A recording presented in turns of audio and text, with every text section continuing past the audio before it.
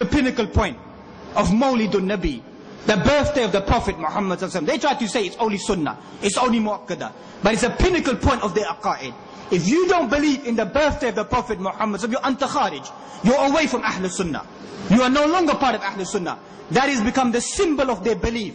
You believe in Mawlidun Nabi, you are a true believer. And my simple words to these individuals, one simple word that I challenge these individuals, bring me one simple hadith. One single hadith. And I'll even open up the doors, bring a fabricated hadith, a weak hadith from the Sunan, bring it to me. Whereby the Prophet Muhammad specifically said, don't forget to celebrate my birthday. Don't bring me, I was born on a Monday, I fast on a Monday, I fast on a Thursday, the gates of paradise are open on Monday or on a Thursday. Or bring the verse from the Quran, قُلْ بِفَضْلِ اللَّهِ وَبِرَحْمَتِهِ فَبِذَلِكَ فَلْيَفْرَحُوا هُوَ خَيْرٌ مِمَّا يَجْمَعُونَ. Let us rejoice in His blessing. They say this blessing is referring to the blessing of the Prophet Muhammad sallallahu alaihi wasallam. Ulama of Tafsir mentioned the siyaq of the ayat of rejoicing is the blessing of the Quran and the blessing of the Sunnah. There is no clear-cut hadith. There is no clear-cut hadith. There is no hadith that exists. But they want to play on the emotions of people to say that this is the real love, the real devotion. Remember, everything about his blessed life has been documented. The way he urinated, the way he laughed, the way he wept, the way he talked, the way he slept, the way he kissed his wife, the way he done everything inside his life.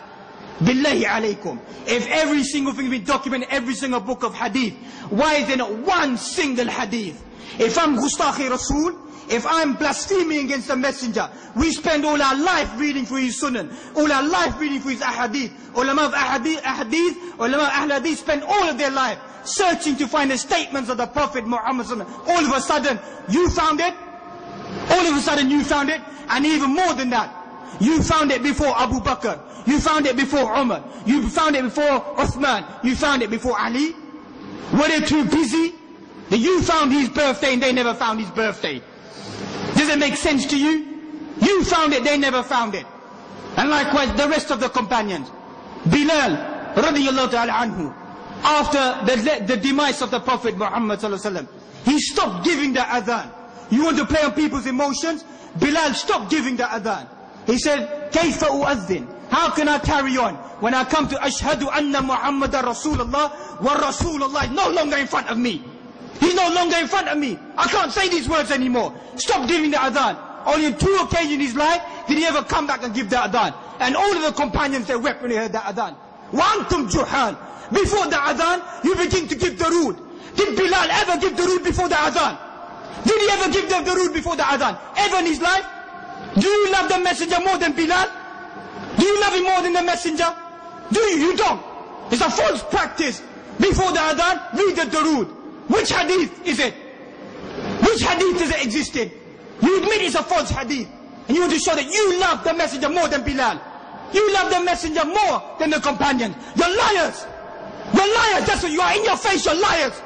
There's no doubt about that in my life. The biggest liars you are. On the day of judgment, the messenger will say to you, Suhtan, suhtan. Be off, be off. You are liars. You are people who attributed to me words that never existed. You attributed practices to me that never existed. You are people who attributed these false liars. That's what will be said to these individuals. There's no doubt about that.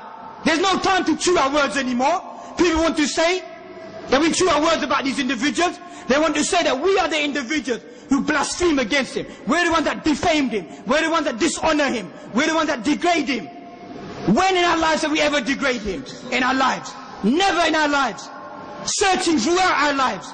النبي أولى بالمؤمنين من أنفسهم. The messenger, the prophet is closer to us than even our own souls. Our own souls. For you, who's closer to you? Who are the people close to you? The mafia industry around you. These people will kill to defend their awliya, their peers. They will kill you to defense of their people. Not defense of the haqq, not the defense of the truth, not the defense of Islam.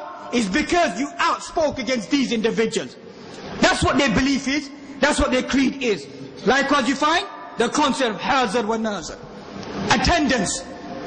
They believe that the messenger sallallahu alaihi wasallam attends their gatherings. So when they have these celebrations, they tell people to stand up Because Hazur has just entered into the room. That's their belief. They place a kursi, they place a chair there. And they begin to read their durood and they say the messenger is now coming, he's now entering, everybody stand and let the messenger sit on that chair. What is that? That's not blasphemy against the messenger. Did the companions forget to put a chair inside the blessed masjid of Medina? Did they ever forget that in their life? And say that the messenger is coming now, everybody rise? That's what they believe happens to be. Likewise you find amongst their belief they highlight, if you celebrate the Mawlid, there will be peace and rest in a person's life. Where's the peace and rest in the blessed land of Pakistan at the moment? That's your creed. Whoever celebrates Mawlidun Nabi, there will be al-aman. There will be peace and tranquility upon those people in that land. Where's the peace and tranquility in that land at the moment? That you are the great, bearing the flag of the Messenger Sallallahu Alaihi Wasallam. You depict your belief in the sandal. What do you write in the sandal? You write the name of Allah subhanahu wa ta'ala on that sandal. Even though it happens to be the sandal depicting the blessed sandal of the Prophet Muhammad Sallallahu Alaihi Wasallam. That sandal, when he gave it to Abu Huraira, was to show that I am the messenger. That's all it depicts. We don't need to symbolize ourselves with a sandal, or kiss the sandal, or to find strands of his blessed beard. At that time, if it existed, there is tabarruk, there's no doubt about that. Inside his saliva, inside his sweat, inside his remnants, it exists. But today, what proof, what evidence do you have that that which you hold today, is remnants of the Prophet Muhammad Sallallahu Alaihi Wasallam? Get a strand of his beard, start doing start doing dhikr. When did the Prophet Muhammad say who? When did he do that? When did he do that in his life? Turn off the lights, doing your dhikr. And then when the blessed hair begins to move, look, even the ball of the Hazur Sallallahu Alaihi Wasallam begins to move as well. You foolish individuals, it's basic physics. The law of motion. If all of you begin to blow today, this paper will begin to move. That's what it is. But they're trying to say, look, even the hair, the strand is going in dhikr. It's moving and swaying with the dhikr. That's what they're saying, it's moving with the dhikr, the blessed strand of the Prophet Muhammad Sallallahu Alaihi Wasallam. That's what their belief is. Talismans, threads. Pir Sahib, tell us what to do in Iraq. Tell us what to do in Afghanistan. You tell the world everything, don't you? Lord, get it patterned, this on the pattern, isn't it? They kiss your feet. They throw their money at you. They throw flowers at you. That you're the one that helps. You're the one that saves. A piece of matter. Tell us what to do in Iraq today. Tell us what to do in Iraq today. Tell us what to do in Afghanistan today. Leave these things. These are politics. These are politics. Your whole life has been politics. Robbing the wealth of the people and spending it on your politics. Robbing their wealth in daylight. Robbing their wealth in daylight, taking it away to your own personal causes. We've moved about with this mafia industry, moved about with them.